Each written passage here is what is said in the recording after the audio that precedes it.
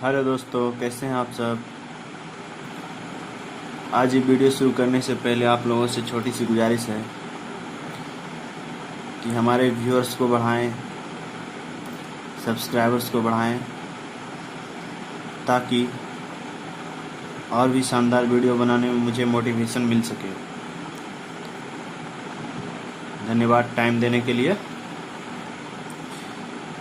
तो चलिए, आज ये छठा लेक्चर शुरू कर रहा हूँ मैं फिजिक्स फार्मूला का, जो है तरंग गति एवं ध्वनि से संबंधित सूत्र।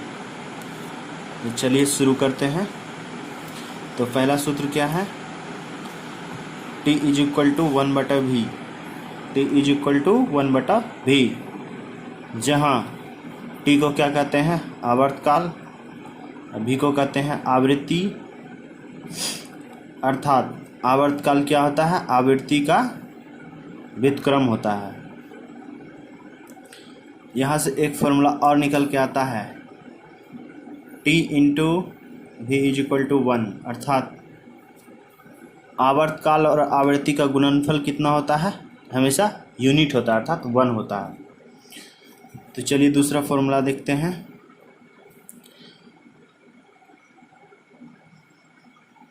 Capital V is equal to nu into lambda. Capital V is equal to nu into lambda, जहाँ V क्या है? तरंग का वेग, और लैम्डा क्या है? आवृत्ति, और न्यू क्या है? लैम्डा क्या है? तरंग दैर्घ्य, और न्यू क्या है? आवृत्ति है। सॉरी, यहाँ पे न्यू होगा। V बराबर क्या हो जाएगा? न्यू इंटू लैम्डा, जहाँ V हो गया आपका तरंग का वेग, लैम्डा हो गया तरंग दैर्घ्य, और न्यू हो गया आवृत्ति। तो चलिए आगे बढ़ाते हैं वीडियो को। तो तीसरा फॉर्मूला देखते हैं। V is equal to lambda बटा T. V is equal to lambda बटा टी, ये फॉर्मूला कहाँ से आया? चूँकि V का वैल्यू क्या होता है? 1/t, क्योंकि न्यू का वैल्यू क्या हो जाता है आपका? 1/t।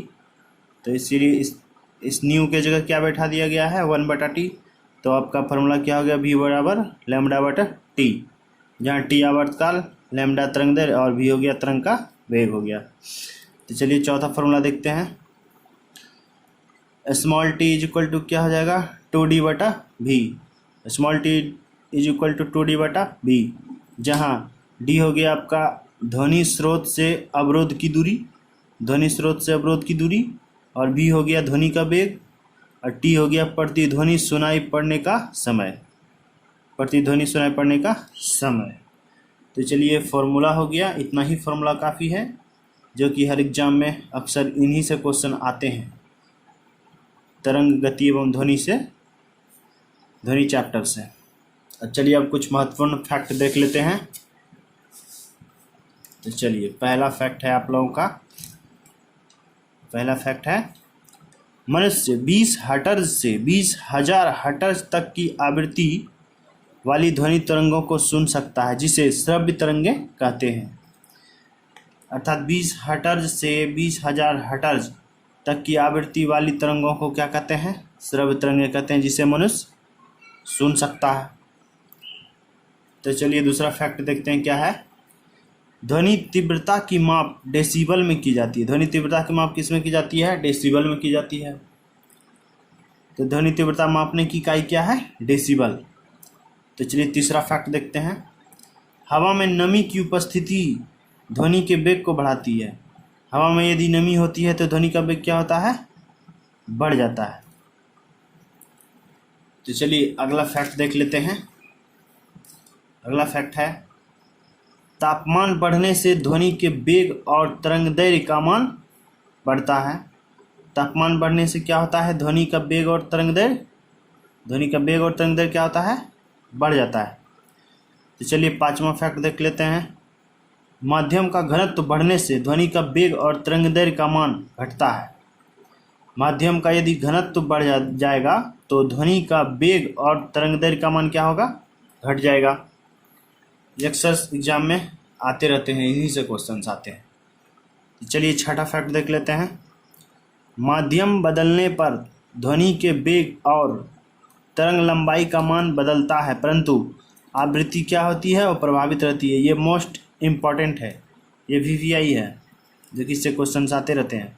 माध्यम बदलने पर ध्वनि के वेग और तरंग लंबाई का मान बदलता है परंतु आवृत्ति क्या होती है वो प्रभावित रहती है, अर्थात अपरिवर्तित रहती है। चलिए 7वां फैक्ट देखते हैं। भिन्न भिन्न माध्यमों में ध्वनि का वेग भिन्न भिन्न होता है। भिन्न भिन्न माध्यमों में क्या होता है, ध्वनि का वेग भिन्न भिन्न होता है। और ध्वनि का वेग ठोस में सबसे अधिक, ये मोस्ट इम्पॉर्टेंट पॉइंट है यहाँ से, ध्वनि का वेग ठोस में सबसे अधिक, द्रव में उससे कम और गैस में सबसे कम होता है।